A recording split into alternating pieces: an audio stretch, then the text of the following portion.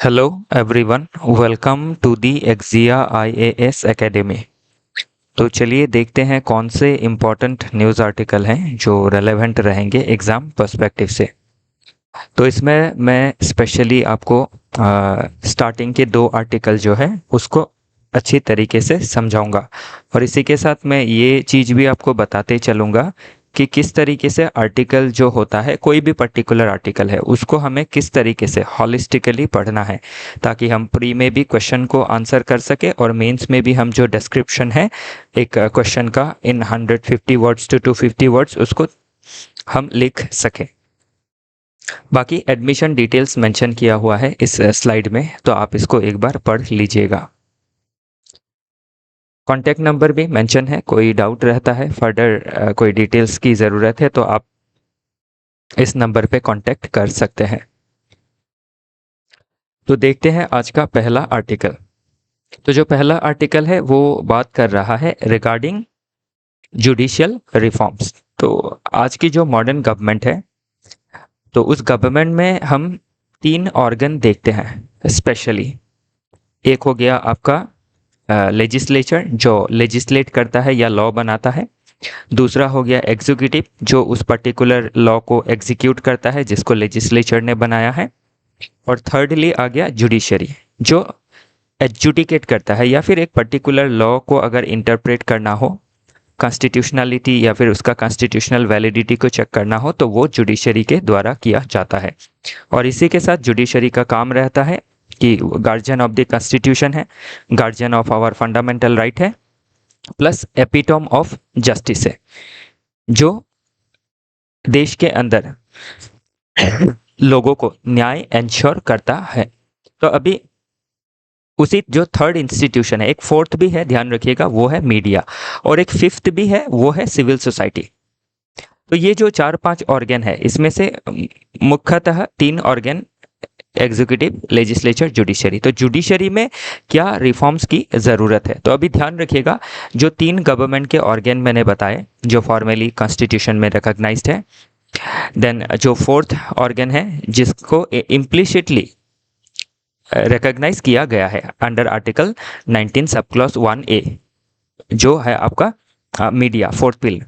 और fifth pillar है civil society, NGO हो गया आपका, देन यूनिवर्सिटी हो गई और बाकी जो भी प्रेशर ग्रुप है and all this comprises the civil society. तो ये क्या करती है, पांचों ऑर्गन जो है डेमोक्रेसी को सशक्त बनाती है, डेमोक्रेसी का जो प्रिंसिपल है उसको चेक्स एंड बैलेंस में रखती है। तो जुडिशरी में अभी क्या रिफॉर्म की ज़रूरत आन पड़ी है, तो ध्यान रखिएगा जो 5 ऑर्गन बताए पांचों में से क्वेश्चन बन सकता है, बनता भी है। एग्जीक्यूटिव, लेजिस्लेचर, जुडिशरी, मीडिया के रोल के ऊपर क्वेश्चन बनता है, देन फिफ्थ सिविल सोसाइटी के ऊपर भी क्वेश्चन बनता है। तो इसमें अभी जो आपका जुडिशरी वाला ऑर्गन है तो उसमें क्या दिक्कतें हैं, क्या रिफॉर्म है, ये मेंस में पूछा जा सकता है। तो अभी कॉम्प्रिहेंसिव जुडिशियल रिफॉर्म की ज़रूरत है हमारे देश में। क्यों ज़रूरत है, क्योंकि बहुत ज़्यादा सीवियर जो सिस्टमैटिक स्ट्रेस है वो देखा गया है इन जुडिशरी। तो हमारे देश का जुडिशरी इंटीग्रेटेड जुडिशरी है, लोअर कोर्ट है, उसके बाद हायर कोर्ट है, high court, then supreme court है। तो टोटल इन तीनों ही लेवल के कोर्ट में 50 मिलियन केस पेंडिंग है, मतलब लगभग 5 करोड़ जो केस है वो पेंडिंग है जिसमें सुनवाई नहीं हुई है या फिर जो सुनवाई है वो आधे में ही अटकी हुई है। तो इसके वजह से 50 मिलियन केस जो पेंडिंग है, तो 50 मिलियन केस पेंडिंग नहीं है, जो जस्टिस है 50 मिलियन लोगों के लिए पेंडिंग है। और 50 मिलियन केसेस में 2 पार्टी रहती है और भी लोग जुड़े हुए रह सकते हैं, तो मिलियंस ऑफ पीपल का जो जस्टिस है वो होल्ड में है। इनएडिक्वेट, दूसरा प्रॉब्लम है इनएडिक्वेट कैपेसिटी है। तो इतना ज़्यादा हमारा जो पेंडिंग है वो क्यों है, बिकॉज ऑफ इनएडिक्वेट कैपेसिटी। तो इनएडिक्वेट कैपेसिटी कौन से दिशा में है, हाई वैकेंसीज देखी गई है। डिस्ट्रिक्ट कोर्ट में देखें तो 23% वैकेंसीज आपकी पड़ी हुई है डिस्ट्रिक्ट कोर्ट में, 33% हायर कोर्ट में वैकेंसीज देखी गई है, मतलब जज इंक्लूडिंग क्लरिकल जो स्टाफ है, सपोर्टिंग स्टाफ है, उनकी कमी देखी गई है इंक्लूडिंग टेक्निकल स्टाफ। लो जज टू पॉपुलेशन रेशियो, तो हमारे देश में पर मिलियन पॉपुलेशन, मतलब 1 मिलियन में 10 लाख होते हैं, तो 10 लाख पॉपुलेशन में 21 जज है। जबकि जो लॉ कमीशन है वो रेकमेंड करता है 50 जज होना चाहिए पर मिलियन पॉपुलेशन। तो उससे क्या है, आधा से भी कम है। पोर इंफ्रास्ट्रक्चर है, जो इंफ्रास्ट्रक्चर है कोर्ट रूम का होना, रिकॉर्ड रूम का होना, ये जो रिक्वायर्ड लेवल है उससे कम है। प्लस जो बजट का खर्च होता है, नेशनल बजट का 0.20% खर्च होता है, तो इसको 1% तक इसको बढ़ाना है। नेक्स्ट है ह्यूमन कॉस्ट ऑफ डिले। तो क्या ह्यूमन कॉस्ट होता है डिले का, कि ह्यूमन को ये कॉस्ट बेयर करना पड़ता है। अभी जो लोगों के ऊपर क्रिमिनल चार्जेस लगे हुए हैं, जिनके ऊपर एलिगेशंस लगे हुए हैं, जिनके ऊपर आपके अभी भी ट्रायल पूरी नहीं हुई है, वो अपराधी है या नहीं है, अभी क्या है, सिर्फ आपके उनके ऊपर एलिगेशन लगा है, वो अपराधी साबित नहीं हुए हैं। तो उस तरह के 70% जेल में जितने लोग हैं, 70% लोगों को का यही क्लियर नहीं है कि उसका क्राइम हुआ भी है या नहीं भी हुआ है। तो अगर जिसने क्राइम किया है तो वैसा इंसान अगर जेल में है तो समझ में आता है कि सही है। लेकिन जिसने बाद में पता चला कि उसने क्राइम नहीं किया है ट्रायल होने के बाद, तो उसने तो अपना लाइफ का जो इम्पोर्टेंट समय है वो गवा दिया है। मतलब fundamental right article 21 right to life and personal liberty का जो है वायलेशन हो गया है। तो इसका एक ह्यूमन कॉस्ट देखा जाता है। तो ध्यान रखिएगा, इस पॉइंट से, पेंडिंग वाले पॉइंट से क्वेश्चन बनता है। इकोनॉमिक इम्पेरेटिव इसका क्या देख सकते हैं आप, इसका क्या इकोनॉमिक आउटकम निकल के आता है। तो जब जुडिशियल बैकलॉग्स रहती है तो जो बिजनेस है उसका जो एक ईज ऑफ डूइंग बिजनेस का एनवायरनमेंट होता है वो खराब हो जाता है, कि अनसर्टेन है इन फ्यूचर कोई बिजनेस हाउसेस के ऊपर, कोई कंपनी के ऊपर कोई केस हुआ तो समझ लीजिए कि कंपनी में समय के लिए ताला लग गया या फिर कंपनी बदनाम हो गई है, तो उसका अभी आपका कोई फाइनल कंक्लूजन नहीं निकला है, तो उससे क्या हो सकता है, भारी इकोनॉमिक नुकसान हो सकता है। तो ये क्या करेगा, जो इन्वेस्टमेंट है उसको डेटर करता है।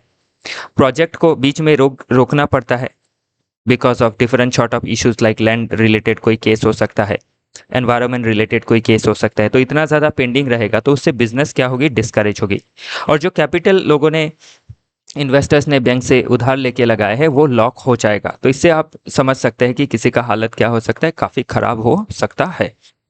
और ये अल्टीमेटली देश का जो इकोनॉमिक ग्रोथ है उसको हिंडर करता है, उसको बाधा देता है, उसमें ऑब्स्टेकल खड़ा करता है। सोल्यूशन क्या प्रपोज किया गया है इसमें, कि जो फंडिंग है, जो ऑलरेडी कहा कि 0.20 है, तो इसको 1% तक बढ़ाना है। सेकेंडली जो इंफ्रास्ट्रक्चर है उसको ओवरहॉल करना है, मतलब आपके कोर्ट रूम की जो कमी है उसको पूरी करनी है।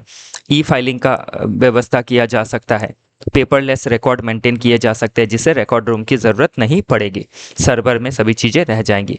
ऑडियो वीडियो रिकॉर्डिंग का फैसिलिटीज़ लाया जा सकता है, एआई का इस्तेमाल किया जा सकता है केस मैनेजमेंट के लिए, ट्रांसक्रिप्शंस के लिए। नेक्स्ट जो अल्टरनेटिव डिस्प्यूट रेजोल्यूशन है उसका भी हम जो ऑप्शन है उसको ढूंढ सकते हैं, जैसे आपका लोक अदालत को कंडक्ट करवाना, ग्राम न्यायालय को कंडक्ट करवाना। तो ग्राम न्यायालय कंडक्ट कराने के लिए ग्राम न्यायालय एक्ट भी बनाया गया है, 2008-9 का ये एक्ट है। फिर आपका जो नालसा है, national legal services authority, state level में सालसा है, डिस्ट्रिक्ट लेवल में डालसा है। तो उन सभी चीज़ों का हम इस्तेमाल करके जो फास्टर रेजोल्यूशन ऑफ केसेस है वो हम कर सकते हैं। और इसमें गवर्नमेंट को भी अकाउंटेबल होना काफ़ी ज़रूरी है, क्योंकि गवर्नमेंट सबसे ज़्यादा जो केस पेंडिंग है वो गवर्नमेंट का ही पेंडिंग है, government being the largest litigant. तो इसलिए गवर्नमेंट को इस तरीके से चीज़ों को एग्जीक्यूट करना है या लॉ बनानी है जिससे वो आपकी लिटिगेशन में ना जाए और कोर्ट के ऊपर बर्डन ना पड़े। ओके तो बाकी इसमें अभी अब हिस्टोरिकल इवोल्यूशन, आप अगर जो भी टॉपिक है, कोई भी टॉपिक पढ़े तो उसमें हिस्टोरिकल जो इवोल्यूशन है उसको ध्यान दीजिएगा, क्योंकि जो आज का मॉडर्न जुडिशियल सिस्टम है वो कॉलोनियल समय पे ही, जो कॉर्नवालिस था उसके समय पे ही डेवलप हो गया था। पोस्ट इंडिपेंडेंस में देखिए तो 1947 के बाद जो पूरा सिस्टम था उसको हमने फिर से डिज़ाइन किया, इंटीग्रेटेड सिस्टम को बनाया, सुप्रीम कोर्ट आया, डिफरेंट स्टेट को आपका लैंग्वेज के बेस में डिवाइड किया गया, उसमें हाई कोर्ट आया, उसमें डिस्ट्रिक्ट कोर्ट आया, उसमें सब डिविजनल कोर्ट आया। तो इस तरीके से हमने कोर्ट को और रोबस्ट बनाया कंपेयर टू कॉलोनियल टाइम। उसके बाद 1980s में अगर देखें तो लिटिगेशन का जो है, केस दायर करने का जो है आपका सिस्टम है वो और आगे बढ़ गया। क्यों? Because of public interest litigation, जिसमें हम जस्टिस PM भगवती साहब को याद करते हैं कि जो पब्लिक इंटरेस्ट लिटिगेशन है उन्हीं के समय पे इसको ओपन किया गया कि इसमें जो एक आपका प्रोविजन था लोकस स्टैंडाई का, उसको हटा दिया गया कि जो आपका पीड़ित व्यक्ति है वही कोर्ट जाएगा, ज़रूरी नहीं है उसके बिहाफ पे कोई एनजीओ है, कोई सतर्क व्यक्ति है वो भी जा सकता है, to protect fundamental rights of the specially vulnerable section of population और मार्जिनलाइज सेक्शन ऑफ पॉपुलेशन। लेकिन फिर भी क्या है, आज के समय पे हम देखें तो रिफॉर्म जो है वो फेल्ड है, स्पेशली जो जज का स्ट्रेंथ है कम है। और फिर आप एक इसमें जेंडर बायसनेस भी देख सकते हैं। जैसे अभी सुप्रीम कोर्ट में मुझे जितना तक ध्यान है सिर्फ एक या दो महिला जो जज साहिबा है वो है। तो जबकि क्या है, स्ट्रेंथ एटलीस्ट तो मतलब आपका 33% मिनिमम होना चाहिए वुमेन का स्ट्रेंथ, तब से तभी डिफरेंट पर्सपेक्टिव मिल सकता है। और ये इस वुमेन डिस्क्रिमिनेशन या फिर जेंडर डिस्क्रिमिनेशन के बारे में इन जुडिशरी इन अपॉइंटमेंट ऑलरेडी पूछा जा चुका है। हाई कोर्ट में देखें तो 10%, लगभग 10% आपकी महिला जजेस है। तो उन सभी चीज़ों में रिफॉर्म लाना काफ़ी ज़रूरी है। नेक्स्ट चैलेंजेस क्या क्या है, जो ऑलरेडी हमने देखा, बहुत ज़्यादा पेंडेंसी है, इंफ्रास्ट्रक्चर इनएडिक्वेट है, बहुत ज़्यादा वैकेंसीज खाली पड़ी हुई है, लो बजट एलोकेशन है, गवर्नमेंट लार्जेस्ट लिटिगेंट है, प्रोसीजरल कॉम्प्लेक्सिटी देखी जाती है, high number of under trials है, लगभग 70%। नेक्स्ट, अभी आप इस टॉपिक को समझ लीजिए कि जुडिशियल रिफॉर्म को ऐसे में पूछा गया, तो आज आपको उसमें डिफरेंट पर्सपेक्टिव से चीज़ों को लिखना पड़ता है। तो उसमें आप लॉजिकल एंड फिलोसॉफिकल बेस भी दे सकते हैं। तो इसका पहला फिलोसॉफिकल बेस तो ये है कि जो जस्टिस है it is a public good, it's not a private और पर्सनल गुड। कि जस्टिस, अगर सोसाइटी में कहीं भी इनजस्टिस हो रहा है तो वो सिर्फ एक पर्सन के अगेंस्ट ही इनजस्टिस नहीं हो रहा है, ये पूरी सोसाइटी के अगेंस्ट इनजस्टिस है। समझ लीजिए कि कोई मॉब वायलेंस में मर गया, कोई निर्दोष व्यक्ति था लेकिन उसका आपका बहुत सारा गलत इन्फॉर्मेशन आ गया समझ लीजिए, और उसको आपका मार दिया गया मॉब के द्वारा। जैसे आप समझ लीजिए कोई रोड एक्सीडेंट होता है तो उसमें किस तरीके से मॉब वायलेंस किया जाता है। तो उससे क्या है, ये जो मॉब वायलेंस होता है हम सभी इसको बढ़ा चढ़ा के बताते हैं कि नहीं सही है, ये होना चाहिए, ये कल आपके साथ भी हो सकता है, किसी के साथ भी हो सकता है। तो इसीलिए क्या है, जस्टिस को कोर्ट के द्वारा ही दिया जाना जरूरी है, और कोर्ट को इसीलिए स्पीडी काम करना पड़ेगा। नहीं तो लोग क्या करेंगे, जो कंगारू कोर्ट है पब्लिक कोर्ट बना के बैठ जाएंगे, जो आपके रूल ऑफ लॉ के खिलाफ है। नेक्स्ट है सोशल कॉन्ट्रैक्ट थ्योरी। अगर देखें तो जो कॉन्स्टिट्यूशन है हमारा वो क्या है, एक सोशल कॉन्ट्रैक्ट है जिसको पीपल ने साइन किया है। We the people of India having solemnly resolve to constitute, कि इंडिया को हम किस तरीके से चाहते हैं। तो अभी कॉन्स्टिट्यूशन में हमने लिखा है कि जो आर्टिकल 14 है, equality before law and equal protection of law, तो उसके लिए क्या है, सभी के लिए इक्वल प्रोटेक्शन ऑफ लॉ होना काफ़ी ज़रूरी है, स्पीडी ट्रायल होना काफ़ी ज़रूरी है। अभी अंडर ट्रायल्स जो है उनके लिए सोशल कॉन्ट्रैक्ट थ्योरी का क्या हो रहा है, वॉयलेशन हो रहा है। यूटिलिटेरियन प्रिंसिपल से देखें तो greatest good for greatest number के बारे में बात करता है कि कोई एक सिस्टम है वो सिर्फ चंद लोगों को फ़ायदा अगर पहुंचाता है, सिर्फ पैसे वाले लोग, अमीर लोग जस्टिस अवेल कर सकते हैं, गरीब लोगों को चक्कर काटते काटते जस्टिस नहीं मिलता है, तो उससे utilitarian principle social contract theory violate होता है। डियोंटोलॉजिकल पर्सपेक्टिव से देखें तो क्या करना है, हमारा जो सिस्टम है वो ड्यूटी से बाहर चला गया है। मतलब ड्यूटी क्या है, सभी को जस्टिस देना, लेकिन हम नहीं दे पा रहे हैं बिकॉज ऑफ जुडिशियल पेंडेंसी या फिर lack of capacity, because of lacking of man power और ह्यूमन पावर। तो उसको हमें ठीक करना होगा। ओके, बाकी इसका आपको जब आंसर लिखेंगे मेंस में, समझ लीजिए 250 मार्क का कोई आंसर लिख रहे हैं, तो उसमें आपको सोशल डायमेंशन से चीज़ों को देखना होगा कि marginalise section of population, poor section of population काफ़ी ज़्यादा अफेक्टेड रहती है because of slow judicial system. Political dimension से देखें तो जो आपका गवर्नमेंट का दायित्व है कि सिस्टम को इस तरीके से आपका डेवलप करना ताकि सभी को जस्टिस मिल सके। लीगल डायमेंशन से देखें तो आर्टिकल 21 क्या कहता है, right to life and personal liberty. तो उस हिसाब से स्पीडी ट्रायल जो है ये आपके आर्टिकल 21 के तहत ही आता है। स्पीडी ट्रायल नहीं हुआ तो आपको या जो भी आपके अक्यूज्ड है उसको जेल में बेवजह बहुत समय तक रहना पड़ेगा। नेक्स्ट है एथिकल डायमेंशन। देखें तो justice delayed is justice denied, तो इसीलिए हमें जस्टिस को डिले नहीं करना है और बहुत फास्ट फॉरवर्ड भी नहीं करना है कि 2 दिन में जस्टिस दे दिया, क्योंकि जस्टिस हैरिड इज जस्टिस बैरिड। ये भी ध्यान रखना है कि एक आपका शॉर्ट टाइम में, जैसे 3-4 महीने के अंदर, आपका बड़ा केस में 6 महीने के अंदर जस्टिस मिल जाना चाहिए। ओके, तो चलिए देखते हैं अगला आर्टिकल। बाकी ध्यान रखिएगा, वे फॉरवर्ड में वही चीज़ों को लिखना है जो मैंने थोड़े पहले आपको बताया था कि टेक्नोलॉजी को लाना है, वैकेंसीज को फिलअप करना है, तो क्रिटिकल इंफ्रास्ट्रक्चर्स को डेवलप करना है, यही सब हमें देखना ज़रूरी है। एक मॉडल क्वेश्चन भी है, इसका आंसर आप दे सकते हैं। देखते हैं अगला आर्टिकल। तो नेक्स्ट आर्टिकल बात करता है कि जो लीडरशिप है, तो इसमें आपका एक एज रिलेटेड डिस्कशंस आते रहता है कि क्या एज का जो बार है वो होना चाहिए, कि जो एजेड लीडर्स हैं क्या उनको रिटायर होना चाहिए।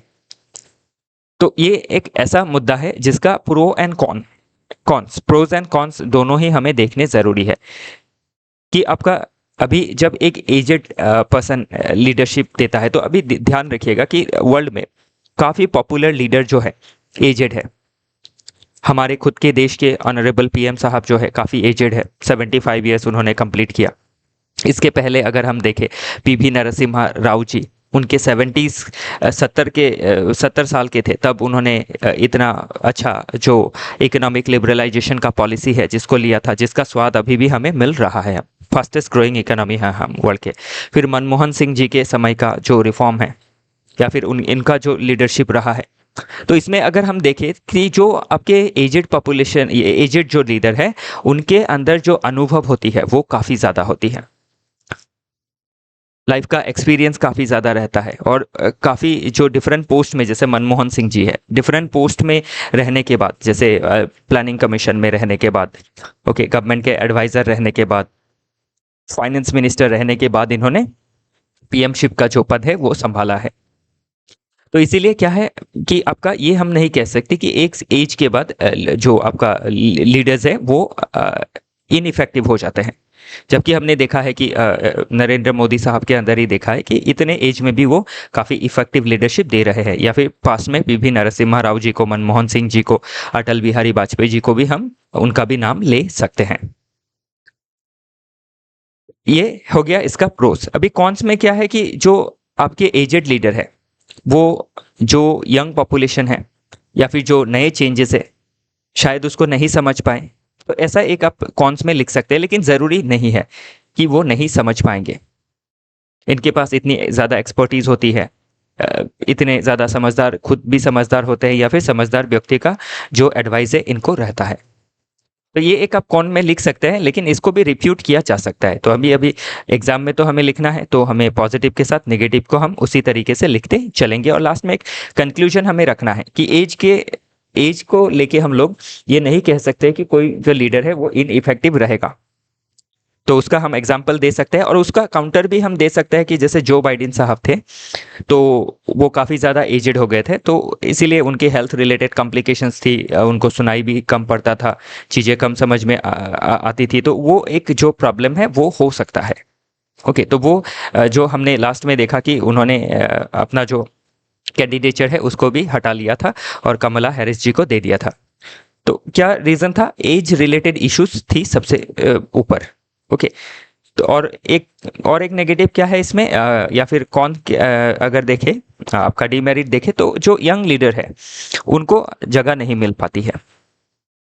ये आपका दूसरा एक जो नेगेटिव है वो हो जाएगा। लेकिन ध्यान रखिएगा, बाकी जनता जनार्दन है, डेमोक्रेसी है, तो जनता जब किसी को चुनेगी ऑब्वियसली उनका जो कैपेबिलिटी है उसको देख के ही चुनेगी। उनका कैपेबिलिटी, उनका लीडरशिप, उनका विजन, उनका आइडियोलॉजी, उसको देख के ही चुनेगी। ओके, तो ये आर्टिकल जबकि बहुत चर्चे में है, तो इन फ्यूचर पूछा जा सकता है एग्जाम में 15 मार्कर के लिए या फिर 10 मार्कर के लिए, तो इसको थोड़ा ध्यान देना ज़रूरी है।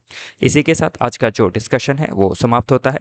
फिर मिलेंगे डिफरेंट आर्टिकल के साथ। अभी के लिए इतना ही। हमारे साथ जुड़े रहने के लिए आप सभी का बहुत बहुत धन्यवाद।